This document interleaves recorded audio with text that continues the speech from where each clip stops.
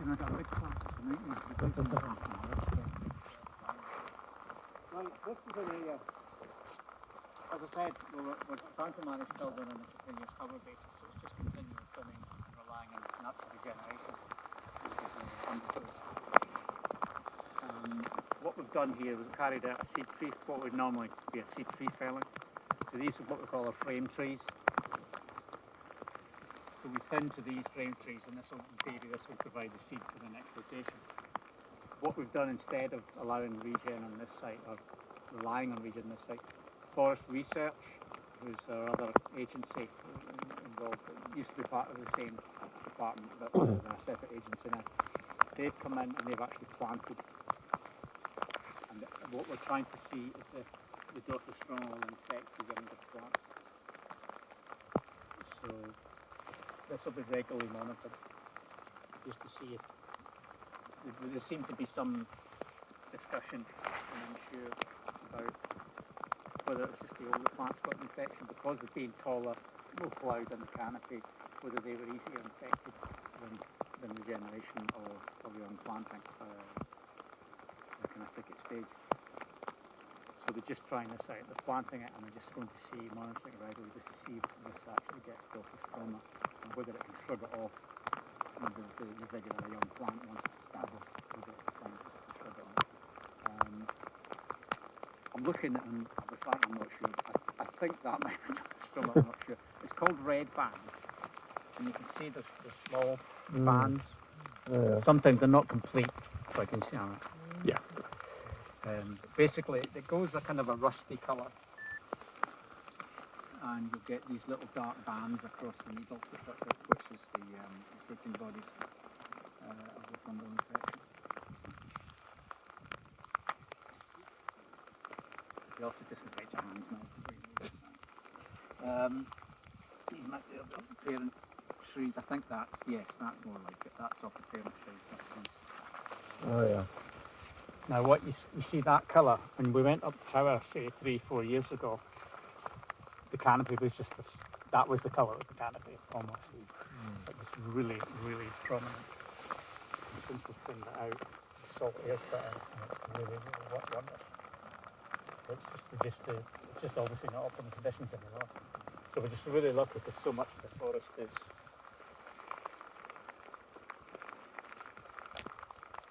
Corsic, and we're really lucky. I think these are 1950 platinum, might be slightly later. Got some 1930s Corsic as well. So that's the evidence you're looking for, and it's just a case of monitoring. So what Forest Research we've got a forest nursery at Newton, just near Elgin, just a few miles to the east, and there's a research post there, and these guys will come out and regularly monitor this. Feed the information back.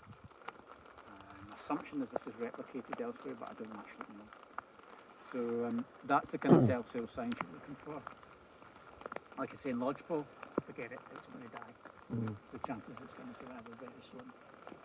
And as we've shown now, Corsican, depending where you are, it may pull through. Scots should shrug it off. So basically, this is a very long term. If you're ever in forest research, experiments go on for decades. I was going to say, how long do they plan for this? Like, in decades upon decades until it's mature. Yeah. To see what happens. So maybe it might be a permanent plot. Yeah. Yeah. Because you've got to be really careful when you become a forest manager, right? And if you're with our organisation, just be very careful you don't fell a research plot. Check. It should be on the stock maps, on the stock data, but check with research if you have any doubt. They don't take kindly to you felling a research experiment or something. My life's work! It's been there for 50 years. Sometimes they're very poorly marked though, aren't they? They are rubbish. Oh, the records are horrible, aren't they, on them? Yeah. The classic one is just a little post like that with a little lead metal marker on it. Yeah, I've done that before. I mean, our Sunderbarton database has got it as a research experiment. But sometimes it's not up to date, so you've got to check and check the research before you fail it.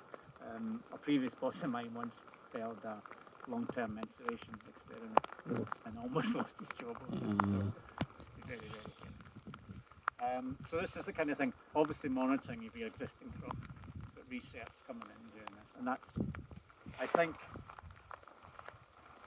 forest research, when we split into various, because obviously we got split up, and we're now an agency of Scottish Government, we got split up into different agencies. Forest research is a UK body, whereas FLS, my organisation, was Scottish Government, as is Scottish Forestry.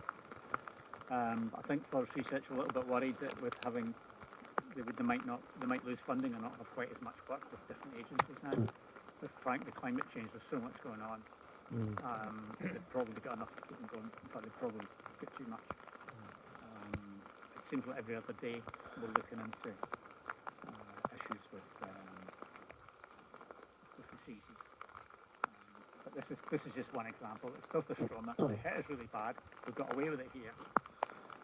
So let's just do the research and find out exactly how it operates, how it acts, and see what we can do to mitigate it.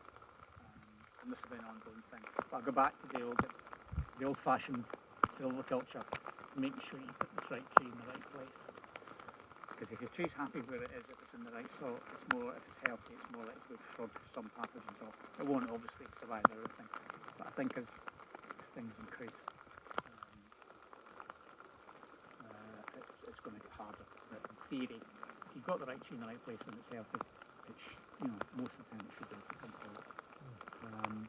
We are told that one of the biggest issues is bringing pathogens into the country, not just on the wind or whatever, but it's plants coming from abroad. I was once asked, there was a research talk about pathogens. The speaker asked if there was any gardeners in the audience, and myself and a colleague are really keen gardeners, and we stuck a hand up and they said it's your fault. Because you're buying plants that are imported, you're buying rhododendrons, you're buying azaleas in the Far East or whatever, India. Plants come from all countries, South Africa, the United States. So there's all this plant material coming in constantly to supply the horticultural industry and basically gardening.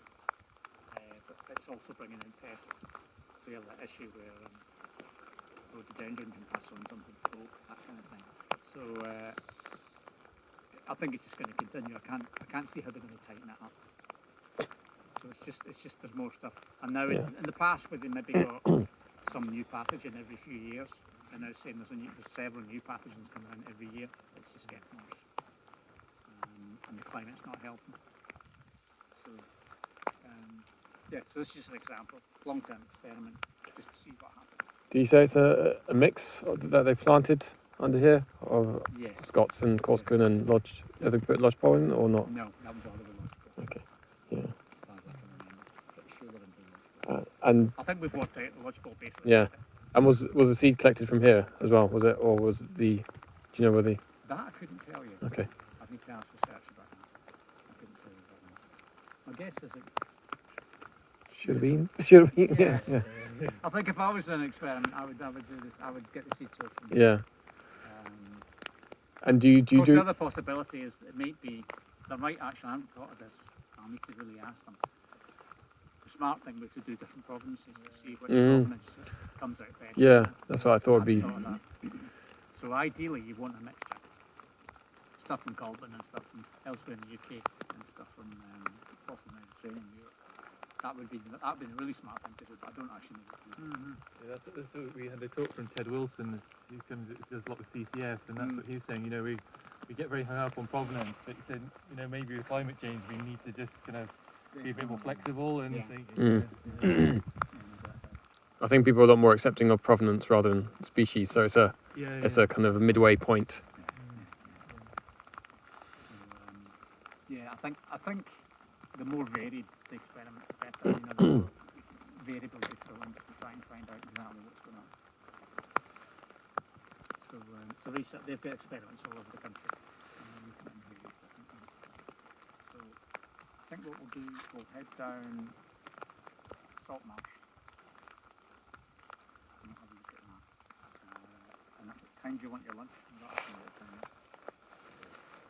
Head for Buckie Law for lunch. Yeah, good. Got the beach for lunch. Yeah.